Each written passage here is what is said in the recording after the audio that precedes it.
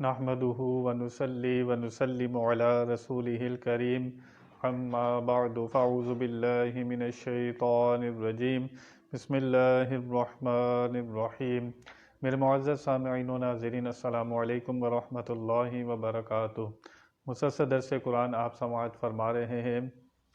گزشتہ آیات میں آپ نے ذکر سنا یہود و نصارہ کا، ان کے غلط عقائد کا بیان ہوا اور ان کے لیے آخرت کا عذاب بھی بتایا گیا، اور بتایا گیا کہ اگر وہ غلط عقیدوں پر قائم رہتے ہیں تو ان کے لیے بخشش کی کوئی امید نہیں ہے۔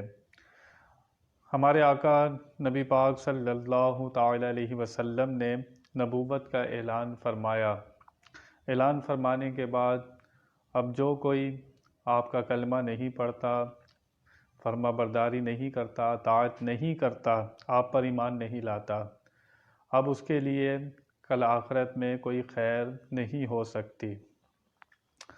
آج جو آیہ مبارکہ ہے، چوتھے پارے کی پہلی آیت، اللہ تعالیٰ نے اس آیہ مبارکہ میں ذکر فرمایا ہے اپنی پسندیدہ چیز کو اللہ کی راہ میں خرچ کرنا، اور انسان نیکی تک نہیں پہنچ سکتا، اللہ کی رضا تک نہیں پہنچ سکتا جب تک اپنی پسندیدہ چیز اللہ کی راہ میں خرچ نہ کرے۔ ہمارا دین اسلام ہم سے تقاضا کرتا ہے قرآن و حدیث کے مطابق کہ ہمارے عقائد بھی صحیح ہونے چاہیے کہ اللہ رسول کے بارے میں، فرشتوں کے بارے میں، جنت دوزخ کے بارے میں ہمارا عقیدہ کیا ہے اور وہ کیسا ہونا چاہیے۔ دوسرا تقاضا جو ہم سے کیا جاتا ہے، جو دین ہم سے تقاضا کرتا ہے، وہ عبادات کا ہے، وہ ریاضت کا ہے، نماز پڑھنی ہے، روزہ رکھنا ہے، یہ سارے عمل تم نے کرنے ہیں۔ تیسرا تقاضا جو ہم سے کیا جاتا ہے وہ اخلاق و کردار کا ہے، وہ اخلاق و کردار کا ہے۔ بندے کے یہ تینوں معاملات صحیح ہوں تو وہ کامل مومن بنتا ہے۔ کسی کی عبادت اچھی ہو، نماز پڑھتا ہو، روزے رکھتا ہو، لیکن اس کا اخلاق اور معاملات اچھے نہ ہو تو وہ کامل مومن نہیں بن سکتا۔ کسی کے اعمال اخلاق بہت اچھے ہوں، عقیدوں میں خرابی ہو تو وہ مومن نہیں ہوتا۔ کوئی عیسیٰ علیہ السلام کو خدا کہے، خدا کا بیٹا کہے، بھلے وہ عبادات کرتا رہے، ریاضات کرتا رہے، جو ہمارے نبی پاک صلی اللہ تعالی وسلم کی ذرہ برابر بھی گستاخی کرے، وہ جتنی نمازیں پڑھے، روزے رکھے، سب بیکار ہوتا ہے۔ اللہ کی شان میں، اس کے رسول کی شان میں ایک نامناسب لفظ کہہ دینا سب کچھ برباد کر دیتا ہے۔ اللہ تعالیٰ نے اس آیہ مبارکہ میں یہی بتایا کہ اگر تم نیکی پانا چاہتے ہو، اللہ کی رضا پانا چاہتے ہو، تو تمہاری سب چیزیں بہتر ہونی چاہیے۔ اگر اللہ نے تمہیں مال دیا ہے تو اللہ کی راہ میں خرچ کرنا ہے۔ انسان کو سب سے زیادہ پیار اپنی جان سے ہوتا ہے، اپنے مال سے ہوتا ہے، اپنی اولاد سے ہوتا ہے۔ تو جب تک انسان نیکی کو نہیں پا سکتا، جب تک انسان اللہ کی راہ میں اپنی پسندیدہ چیز خرچ نہ کرے۔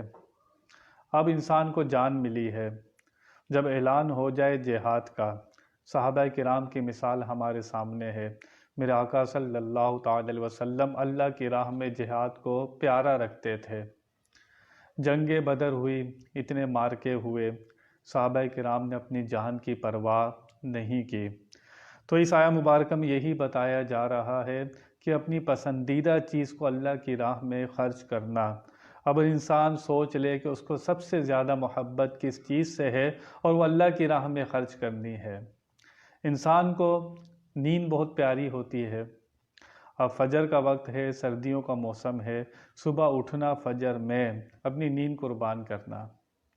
تو انسان کو اللہ تعالیٰ نے علم بھی دیا ہے، طاقت بھی دی ہے، توانائی بھی دی ہے، تندرستی بھی دی ہے، ان سب چیزوں کو اللہ کی راہ میں خرچ کرنا۔ اللہ نے اولاد دی ہے، اس کو اس کی تربیت کرنا، اس کو قرآن کا عالم بنانا، قرآن کا حافظ بنانا، نیک کاموں میں لگانا، تو اولاد بندے کو سب سے زیادہ پیاری ہوتی ہے، اس کو اللہ کی راہ میں خرچ کرنا۔ اور آپ سوچتے جائیں انسان کا نفس ہے، یہ سرکش ہے، اس کو اللہ کی راہ میں لگانا، اس کی برائیوں کو ختم کرنا، نفس کی کمینگی کو ختم کرنا۔ تو انسان جب اس پر جبر کرتا ہے، وہ اللہ رسول کے بتائے ہوئے احکام پر عمل کرتا ہے، تو وہ ساری توانائیاں اللہ کی راہ میں خرچ کرتا ہے۔ حدیث شریف میں آتا ہے، جو تم اپنے لیے پسند کرتے ہو وہ اپنے بھائی کے لیے بھی پسند کرو۔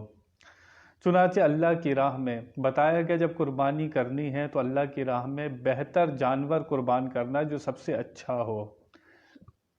حضرت فاطمہ الزہرا رضی اللہ تعالی عنہا، آپ کو کسی نے قمیص دیا، بہت پیارا تھا، نیا قمیص دیا۔ ابھی وہ قمیص آپ کے ہاتھ میں ہی تھا کہ کسی نے دروازے پر دستک دی، اللہ کے لیے مجھے کپڑے دو، میرے پاس کپڑے نہیں ہیں، اللہ کے لیے میری مدد کرو، مجھے کپڑے دو۔ حضرت فاطمہ الزہرا رضی اللہ تعالی عنہا، آپ نے سوچا یہ جو قمیص میں نے پرانا پہنا ہوا ہے یہ اللہ کی راہ میں دے دیتی ہوں، نیا رکھ لیتی ہوں۔ پھر اس کے بعد خیال آیا اللہ کی راہ میں دوں وہ بھی پرانا دوں، آپ نے اسے نیا قمیص دے دیا۔ تو اللہ کی راہ میں خرچ کرنا ہے تو اپنی محبوب چیز کو خرچ کرنا ہے۔ اب بندہ عبادت بھی کرے، اخلاق و کردار بھی اچھا ہو، اللہ نے اسے مال دیا ہے لیکن وہ کنجوس ہو۔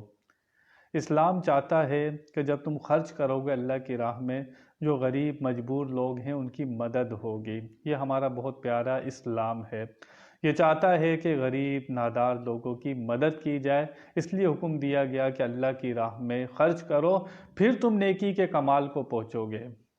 تمہارے نمازیں بہت اچھی ہیں، تمہاری عبادت بہت اچھی ہے، لیکن تم سے کوئی مجبور مانگنے آتا ہے، تم اس کی مدد بھی کر سکتے ہو لیکن تم اپنا ہاتھ کھینچ لیتے ہو، تو پھر کیا ہوا؟ تمہیں زیادہ محبت اپنے مال سے تھی۔ اللہ کی راہ میں خرچ کرنا کوئی معمولی کام نہیں ہے۔ اللہ نے فرمایا اگر تم نیکی پانا چاہتے ہو، نیکی کا درجہ پانا چاہتے ہو، اللہ کی رضا چاہتے ہو تو اللہ کی راہ میں خرچ کرو۔ حضرت عمر فاروق رضی اللہ تعالی عنہ، آپ کو ایک لونڈی ملی، بہت پیاری تھی، آپ کو اس سے بہت پیار تھا، لیکن جب آپ نے یہ آیہ کریمہ سنی کہ اللہ کی راہ میں اپنی پیاری چیز قربان کر دو، تو وہ لونڈی کو آپ نے آزاد کر دیا۔ آپ نے سوچا، دیکھا کہ مجھے اس لونڈی سے بہت محبت ہے، آپ نے اسی کو اللہ کی راہ میں آپ نے آزاد کر دیا۔ تو جو لوگ اپنی پسند کی چیز اللہ کی راہ میں خرچ کرتے ہیں، انسان کو اللہ تعالیٰ نے بہت سی نعمتیں دی ہیں اور انسان بہت سی نعمتوں سے بہت زیادہ پیار بھی کرتا ہے، تو جو آپ کو زیادہ محبوب چیز ہو اس کو اللہ کی راہ میں خرچ کرنا۔ اللہ تعالیٰ نے فرمایا کہ لن تنالوا البر حتی تنفقوا مما تحبون، تم ہرگز نیکی کو نہیں پہنچ سکتے، نیکی نہیں پا سکتے، لیکن حتی یہاں تک کہ تنفقوا مما تحبون، تم وہ چیز اللہ کی راہ میں خرچ کرو جو تمہیں پسند ہو۔ وما تنفقوا من شیء فإن اللہ بہ علیم، اور جو تم خرچ کرتے ہو کوئی بھی شے اللہ تعالیٰ اس کو جانتا ہے۔ یہ نہ سمجھنا جو ہم خرچ کر رہے ہیں کہ یہ کہیں لکھا نہیں جا رہا، کل قیامت میں بندہ صدقہ خیرات کا جو اجر دیکھے گا، وہ جب اس سے تمنا کی جائے گی کہ تم دنیا میں دوبارہ بھیج دیے جاؤ تو تم کون سا عمل کرو گے؟ وہ کہے گا میں دنیا میں جاؤں گا تو صدقہ خیرات ہی کرتا جاؤں گا، کیونکہ جب اس کا اجر دیکھے گا کہ صدقہ خیرات کرنے کا اجر کتنا ہے تو وہ تمنا کرے گا دنیا میں جاؤں اور صدقہ خیرات ہی کرتا رہوں۔ تو بندے کو اللہ تعالیٰ نے جتنی گنجائش دی ہے، بندے کے پاس اتنے وسائل نہیں ہیں، 2 روٹیاں خود کھاتا ہے، آدھی روٹی اس میں سے خیرات کر دے حلال کے پیسے کی، اپنی محنت مشقت کے پیسے کی، اس کا اجر اتنا پائے گا کہ اندازہ نہیں کر سکتا۔ اور جو لوگ غلط پیسہ کماتے ہیں، غلط طریقے سے پیسہ کماتے ہیں، پھر وہ کہیں کہ ہم لاکھوں اللہ کی راہ میں دیں، تو پھر ایسا پیسہ اللہ کی بارگاہ میں قبول نہیں ہوتا۔ صدقہ خیرات وہی قبول ہوتا ہے بھلے تھوڑا سا ہو، تھوڑی سی مدد ہو، لیکن حلال کے پیسے کی ہونی چاہیے۔ تو اللہ تعالیٰ نے یہاں پر بتا دیا کہ اسلام مکمل ضابطہ حیات ہے، انسان کے عقائد بھی اچھے ہوں، اس کے اعمال بھی اچھے ہوں، اس کا کردار بھی اچھا ہو، وہ جھوٹ نہ بولتا ہو، وہ غیبت نہ کرتا ہو، کسی پر ظلم نہ کرتا ہو، کسی پر بہتان نہ لگاتا ہو۔ یہ ساری چیزیں جب بندے کے اندر جمع ہو جاتی ہیں، پھر وہ مومن بنتا ہے، پھر وہ اسلام کے کمال پر پہنچتا ہے، پھر وہ ایمان کا کمال اس میں نظر آتا ہے جب یہ ساری چیز اس بندے میں جمع ہو جاتی ہیں۔ کسی ایک چیز پر عمل کرنے کا نام اسلام نہیں ہے۔ حقوق اللہ بھی اس کو پورے کرنے ہیں، حقوق العباد بھی اس کو پورے کرنے ہیں، پھر انسان کامل مومن بنتا ہے۔